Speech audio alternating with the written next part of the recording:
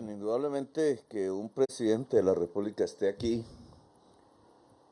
no sé si sea para alegrarse o más bien para entristecerse, porque el hecho por el cual estamos aquí es un desastre humano, natural, político, social, económico.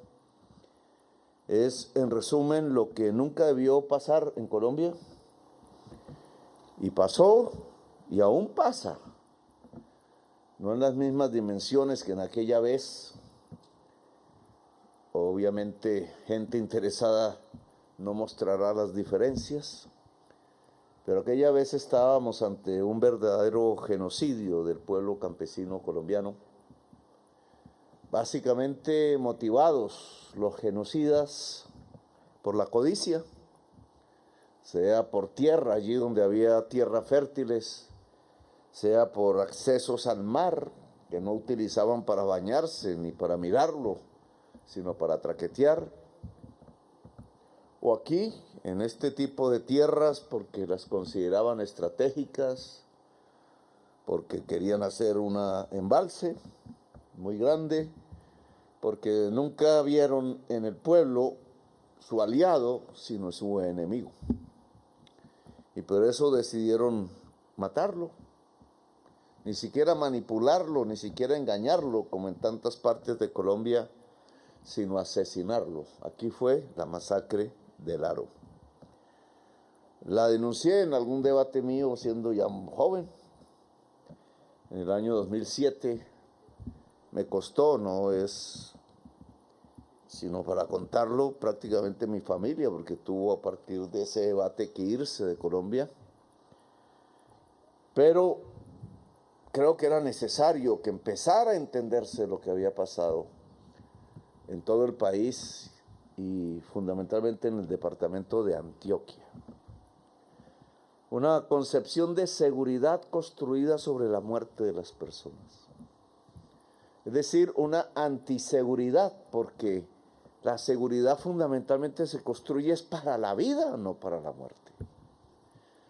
Cuando una persona aplaude la muerte de las personas, creyendo que entonces el país es más seguro, está pensando que los seres humanos se dividen en dos, unos que merecen vivir y otros que considera, entre comillas, y así lo llamaban, desechable. Habían dicho que eran desechables los habitantes de la calle, como se llaman en las grandes ciudades. Las mujeres que pasaban a las 4 de la mañana con bultos a la espalda, revolviendo canecas de basura para encontrar algo que vender, a veces que comer, para poder sostener a sus hijos. A esas personas les decían desechables. O las personas que quedaban precisamente por la brutalidad misma del mercado, de la competencia, del más fuerte es el que gana, absorbidas por el alcohol o por algún tipo de sustancia, también en las calles de las grandes ciudades. Desechables eran los gamines, y en Colombia esos niños de la calle los mataban. Las operaciones que llamaban de limpieza era para matar seres humanos, generalmente jóvenes, como si limpiar una calle consistiera, o un barrio, en matar a los seres humanos, en dejar esas calles de sangre.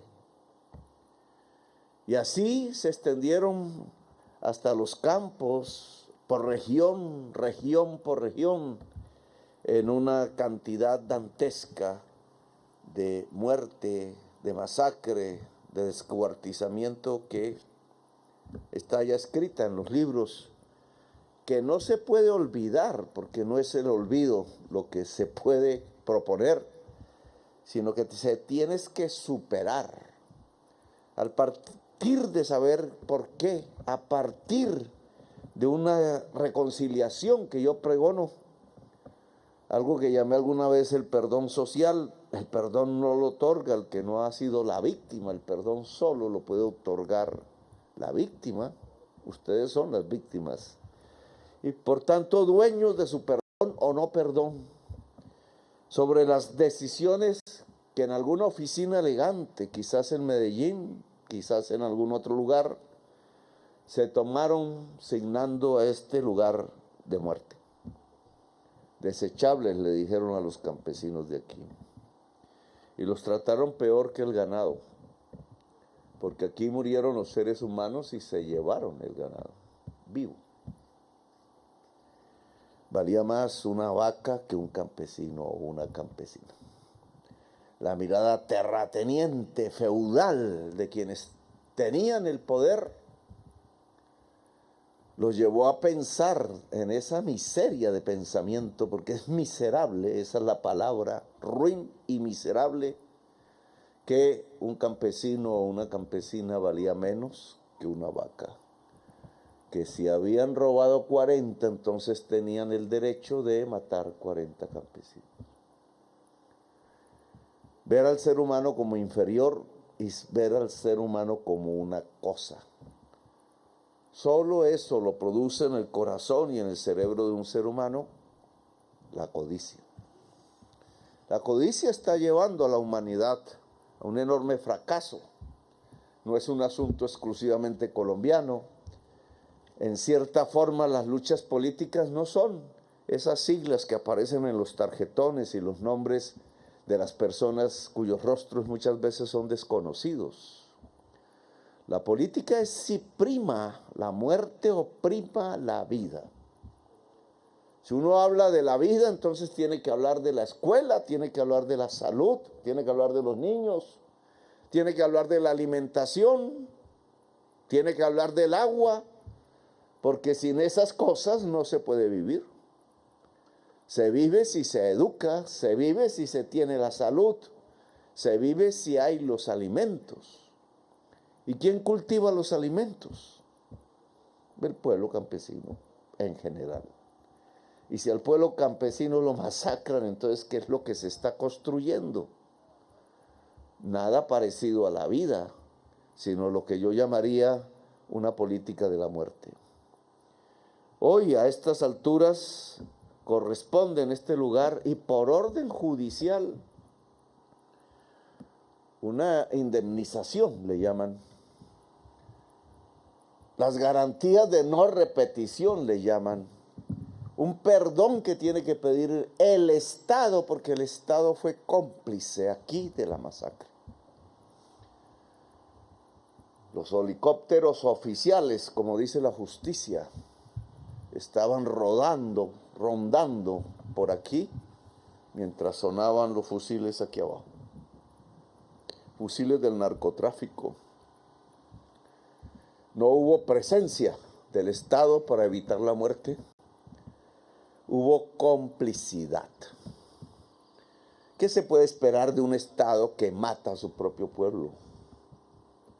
Nadie inteligente podría decir que de allí surge una democracia o una mejor nación. De un Estado que mata a su pueblo solo puede surgir la podredumbre, la degradación. Creemos, ojalá estemos en lo cierto, que esos tiempos pasaron, que el país ha cambiado. Ojalá no nos arrepintamos de decir estas palabras. Creemos que hay un Estado que ahora no se coloca al servicio de los victimarios, sino al servicio de las víctimas, que no se coloca al servicio del más poderoso, el que más tierra tenga, como los viejos reyes feudales españoles, sino que se coloca al servicio de la gente humilde, del pueblo que trabaja, de la mujer que lucha todos los días, del campesino que cultiva sus tierras. Ojalá siga siendo así. Y si ese Estado está al servicio de la gente que trabaja, entonces, ¿qué en concreto? Qué tristeza que esta carretera, que es una orden judicial, me dirán si me equivoco, hacerla como una indemnización no reparará las víctimas en el sentido de recuperar a sus seres queridos, pero mejorará las condiciones de vida de sus descendientes, de sus querientes, de su recuerdo. ¿Cómo así que EPM solo lleva 50 metros? Tuvo todo el dinero para hacer el embalse de Ituango, Hidroituango, y no tiene un peso para hacer 1 kilómetro de la vía que llega al corregimiento del Aro. Eso se llama justicia. ¿Qué puede haber en la lógica que lleva en el departamento de Antioquia a pensar que esos bloques de cemento que hacen Hidroituango puedan ser una prioridad por encima de la vida de su propia población campesina, a la cual masacraron, quizás porque estaba cerca de Ituango, porque necesitaban tierra para eso, porque necesitaban tranquilidad para hacer los grandes negocios, pero nunca se les ocurrió pensar que al lado de esos grandes negocios había unas vidas que ayudar, que rescatar. Yo le preguntaría al alcalde de Medellín, ¿por qué se han demorado en hacer la carretera al Aro y solo llevan 50 metros? ¿Es que van a victimizar otra vez la población del Aro? Le pido a la directora de la unidad de víctimas, porque nosotros decidimos que la nación hacía la carretera, que por tanto, como toda obra de ingeniería, tenía que haber unos estudios de ingenieros, primera fase, segunda, no sé qué. Me dicen que ya se terminaron. Por tanto, lo que debe comenzar es la construcción al lado del gobernador de Antioquia, en un lugar del Urabá, apartado creo que fue la reunión, se volvió muy famosa en la prensa, porque yo estaba diciendo, tenemos billones y billones de pesos de la nación, de todo el pueblo colombiano, invertidos en las autopistas 5 y 4G, alrededor de Bogotá, alrededor de Medellín fundamentalmente, y no hay 100.000 millones de pesos para la vía que comunica al Aro, como un acto del Estado de indemnización a sus propias víctimas, que fueron los campesinos y campesinas del Aro masacrados. Porque es primero lo uno y eso sí va rápido y así va en enormes cantidades los dineros que son del público. Pero la gente humilde, al lugar apartado y excluido, al lugar donde poderosos asesinaron gente humilde, entonces ahí sí no llega el dinero público. Por esa vía no se va a construir la paz de Colombia. Por esa vía no se puede hacer un acuerdo nacional. Un acuerdo nacional no es para hacer lo mismo, sino para cambiar las cosas de tal manera que se pueda construir un mejor país, un país más equitativo. Es que es por esto que somos la sociedad más desigual del mundo. Y al ser la sociedad más desigual del mundo, pues nos vuelven la sociedad más violenta de la existencia. Un poco de justicia. Son los funcionarios del gobierno nacional los que tienen, porque esto ya lo hablé antes, delante de mis funcionarios. Son los funcionarios del gobierno, del cambio, los que tienen que coger esto. No, si EPM no fue capaz, pues somos nosotros. Si no fue capaz el departamento de poner los funcionarios en el centro de salud, pues somos nosotros los que podamos llevar esos servicios a la gente en estos lugares excluidos. Quizás no nos quieran realmente en el poblado, pero que nos amen en el Aro. Eso es fundamental para nuestra existencia. Entonces la carretera, esa es una orden del presidente de la República. Si hay que hacerla con las fuerzas militares, con sus batallones de ingenieros, pues mejor, porque es un acto de paz. Es un acto de reconciliación. El pasado quedó allá.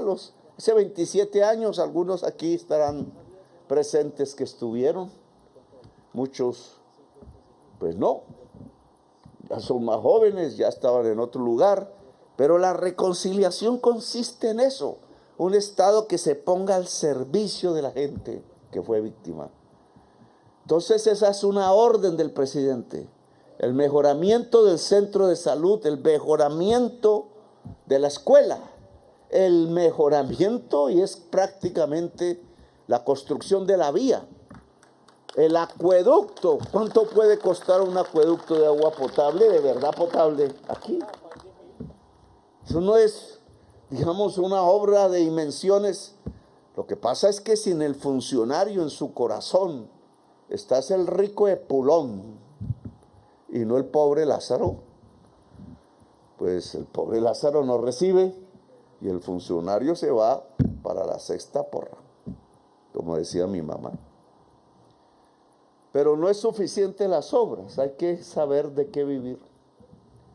Y el ser humano vive de la producción, de su trabajo, de unas formas antes, de otras formas más modernas ahora.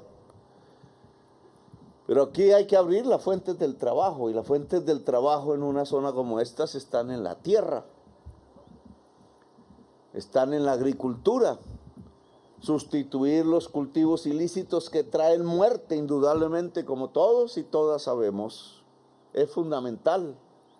Pero para ello entonces hay que vivir de otros cultivos, de poder vivir de otros cultivos, del café, cacao, dijeron. Pero ¿dónde está ese plan de sustitución en áreas marcadas por la masacre? Pero no es cualquier lugar, es un lugar que ya representa una historia. Yo contaba en alguna ocasión, por mis mañas de caminante, de montañas, en un lugar muy bonito en este momento, por allá en Italia, pero que en aquel entonces, en los años 44, era un lugar de una guerra espantosa, la Segunda Guerra Mundial. Por casualidad bajé una montaña, como decir, de aquí para allá, y ¡pum! Miles y miles de cruces blancas, miles, derechitas. O sea, hasta el horizonte se veía de cruces. Eran cruces de militares. De todo, habían la mayoría con la cruz. Eran militares de los Estados Unidos. Ahí había existido, ocurrió una enorme batalla de la Segunda Guerra Mundial. Y los muertos por miles que quedaron ahí, los enterraron en ese lugar. Un lugar de memoria, un lugar para sentarse y pensar. Si un niño cruza por ahí, ¿qué ocurrió aquí? De saber la historia, la memoria fundamental. Un lugar digno, porque los norteamericanos no abandonan a sus muertos. Allá una capilla hermosa, unas estatuas, una estética, es un lugar de reflexión. Porque ellos sí pueden y nosotros no. Porque entonces el lugar de nuestros muertos los dejamos abandonados.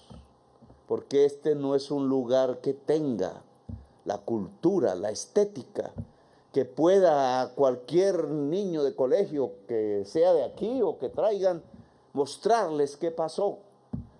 No para entristecerlo, sino para que pueda comprender que cuando crezca no podrá hacer lo mismo y no se dejará hacer lo mismo, sino que pueda ser un ciudadano que a partir de recordar sus raíces y su memoria, pueda ser un árbol esplendoroso que pueda desplegar sus hojas y sus flores en libertad. Entonces esa es una tarea que no puede ser que pasen otros 2 años y nosotros otra vez como si nada. Felipe, como son varias las entidades y no están acostumbradas a trabajar en común, la coordinadora de la unidad de víctimas tiene que ayudarnos como responsable, además de la sentencia, porque la sentencia internacional se cumple, porque no es internacional, es parte de nuestra jurisdicción. Hay algunos juristas muy soberbios que dicen, no, como eso lo hicieron extranjeros, eso aquí no se cumple. Entonces, ¿para qué se volvió ley? ¿Para qué se volvió constitución? ¿Para qué nosotros entonces nos comprometemos con el mundo a unos tratados que decimos que vamos a cumplir y cuando llegan los tratados aquí se les mama gallo, no se cumplen? Con las sentencias de la CIDH, todas deben cumplirse en Colombia porque es una orden constitucional. Y en esa medida, doctora, espero que Lilia Solano, aquí para que usted va párate porque yo creo que estás todavía estrenando el cargo, para que se conozca. La directora de la unidad de víctimas se llama, para que puedas coordinar el aparato del Estado y lograr que aquí lo que se ha dicho ya en el pasado y ahora estoy repitiendo, se haga. Que no sean palabras, que sean hechos. Esa carretera tiene que llevar la gente para allá y para acá para lograr que sea más próspera, más sapiente, más feliz a pesar de la masacre. Gracias por haberme escuchado, muy amables.